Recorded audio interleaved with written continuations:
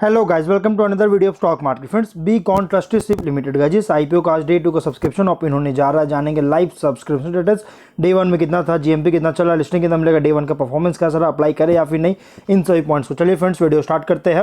तो guys, IPO जो 28 मई को ओपन हुआ, तो 30 मई को क्लोज किया जा रहा है कल के दिन, और कल के दिन क्लोजिंग डेट है 32.52 करोड़ का बुक बिल्ड इशू, 38.72 लाख का फ्रेश इशू, जो कि 23.23 करोड़ का जो सा अमाउंट फंड रेज किया जा रहा है, 15.48 करोड़ का शेयर्स का जो है ऑफर फॉर शेयर 9.29 करोड़ के अमाउंट का, और अलॉटमेंट डेट फाइनलाइज किया गया है 31 मार्च का, और एनएससी एसएमई पे लिस्टेड रखा किया जाएगा 4 जून का ये लिस्टिंग डेट रखा गया।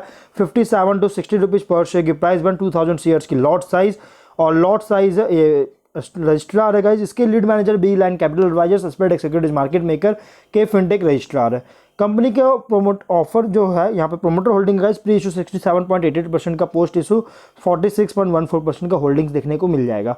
एंकर इन्वेस्टर्स 9.25 करोड़ का फंड रेज कर चुका है, और सब्सक्रिप्शन अगर देखा जाए तो क्यूआईबी से 0.99 टाइम्स का लगभग फुल्ली सब्सक्रिप्शन हो चुका है।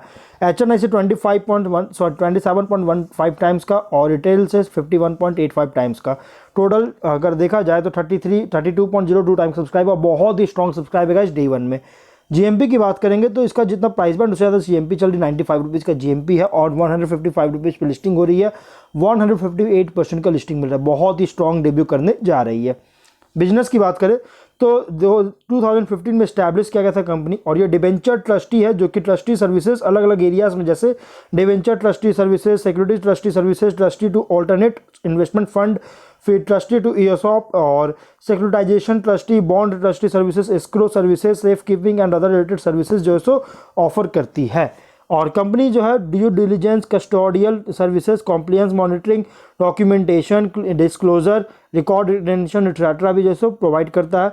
सर्विस लिस्ट में गाइस इंक्लूडेड डिवेंचर ट्रस्टीशिप, जो कि कंपनी जो है इशूइंग कंपनी को असिस्ट करता है उनके किसी भी टाइप के डिवेंचर्स को, जिसमें इंक्लूड नॉन कन्वर्टेबल डिवेंचर्स को जैसे इशुएंस करने में असिस्ट करती है। सिक्योरिटी ट्रस्टी जो है लोन्स के लिए है, और ये जो है सो मतलब कि एक इन्वेस्टमेंट मैनेजर को अपॉइंट करता है जो ट्रस्ट फंड्स को बेनिफिशरीज के बेनिफिट के लिए होल्ड करती है, और रजिस्ट्रेशन सर्टिफिकेशन के लिए सेबी के साथ जो अप्लाई भी कर रही है।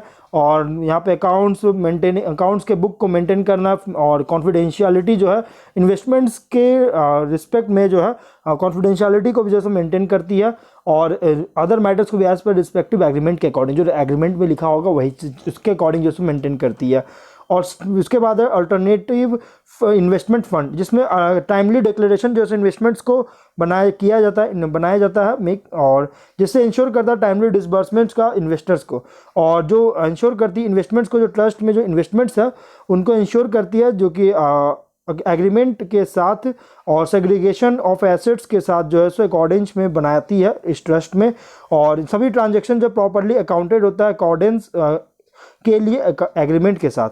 सिक्योरिटाइजेशन विथ एंड एस्क्रो क्या है इसमें, कि इसमें जो है सो ट्रांसफ़र जो हो रहा है एस्क्रो अकाउंट से जो ट्रांसफ़र होती है उसका इंश्योर करता है, जो कि डेजिग्नेटेड ओनली मतलब कि बनाती है, डेजिग्नेटेड कलेक्शन अकाउंट में जो है ओनली बनाती है, और अदर अकाउंट स्पेसिफाइड होता है फॉर्मल एग्रीमेंट के अकॉर्डिंग।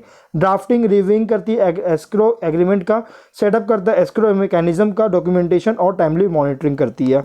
30 सितंबर 2023 में 69 एम्प्लॉइज टोटल काम कर रहे थे कंपनी के पास। और अगर हम फिनेंशियल की बात करेंगे तो 21 में 5.5 करोड़ का रेवेन्यू, 95 लाख का प्रॉफिट, 22 में 10.4 करोड़ का रेवेन्यू, प्रॉफिट है 3.6 लाख का, 3.6 करोड़ का प्रॉफिट, और 23 में 15.7 करोड़ का रेवेन्यू, 3.8 करोड़ का प्रॉफिट, 24 में 20.9 करोड़ का रेवेन्यू, 5.1 करोड़ का प्रॉफिट है। कंपनी का फिनेंशियल अगर देखा जाए तो टॉप लाइन हो या बॉटम लाइन, कंसिस्टेंट ग्रोथ है, स्टेबिलिटी ग्रोथ देखने को मिल रही है। कुछ रिस्की पॉइंट भी, तो रिस्की पॉइंट क्या है गाइस, इसमें जो रेगुलेशंस है इसमें कोई भी चेंजेस आता है तो इसकी वजह से बिजनेस मॉडल को, कंपनी का जो बिजनेस मॉडल है उसको मतलब इम्पैक्ट कर सकता है, कॉस्ट में इंक्रीज हो सकती है। कुछ खुद का कोई भी रजिस्टर्ड ऑफिस नहीं है कंपनी के पास।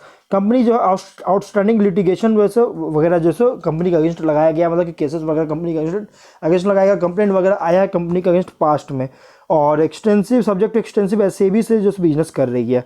वहीं अगर हम ऑब्जेक्टिव क्या है, तो कंपनी एग्जिस्टिंग प्रेमिसेस बिजनेस का इंफ्रास्ट्रक्चर टेक्नोलॉजी इंफ्रास्ट्रक्चर को सेटअप करना चाह रही है।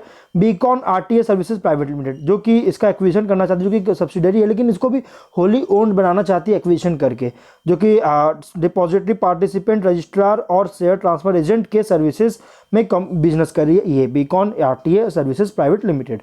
कंपनी जो है नए ऑफिस प्रेमिसेस का परचेज करना चाहती है, जनरल कॉर्पोरेट पर्पस के लिए आईपीओ लाया गया है। तो और अगर हम बात करें ओवरऑल गाइस, तो कंपनी जो है तो सिक्योरिटी मार्केट्स रिलेटेड सर्विसेज जो है वन रूफ के अंडर प्रोवाइड कर रही है। टॉप एंड बॉटम लाइन से कंसिस्टेंट ग्रोथ है, और जिस तरह से इंडियन इकोनॉमी ग्रोथ कर रही है, तो इस कंपनी का भी प्रॉस्पेक्ट बहुत ही ज़्यादा ब्राइट है। सिक्योरिटी मार्केट सर्विसेज का स्कोप भी बहुत तेजी से इंक्रीज कर रहा है, एक्सपैंड कर रही है, और इसलिए इस सेगमेंट में ये कंपनी एक नीश प्लेस क्रिएट कर चुका है। फुल्ली प्राइस रखा गया है 24 के अर्निंग के अकॉर्डिंग, इसलिए अगर आप इसमें इन्वेस्टमेंट करना चाहते हैं लॉन्ग टर्म के, मीडियम टू लॉन्ग टर्म के लिए ब्राइट प्रॉस्पेक्ट्स कंपनी में, तो आप इसमें अप्लाई कर सकते हैं गाइस, जो कि आगे कंपनी अच्छी परफॉर्म कर सकती है, तो इसलिए आप इसमें इन्वेस्टमेंट कर सकते हैं। तो हम लोग जो है वीडियो कहीं पर एंड करते हैं। अगर कोई डाउट है कमेंट बॉक्स में पूछे, मिलते हैं नेक्स्ट वीडियो में। Till then bye bye.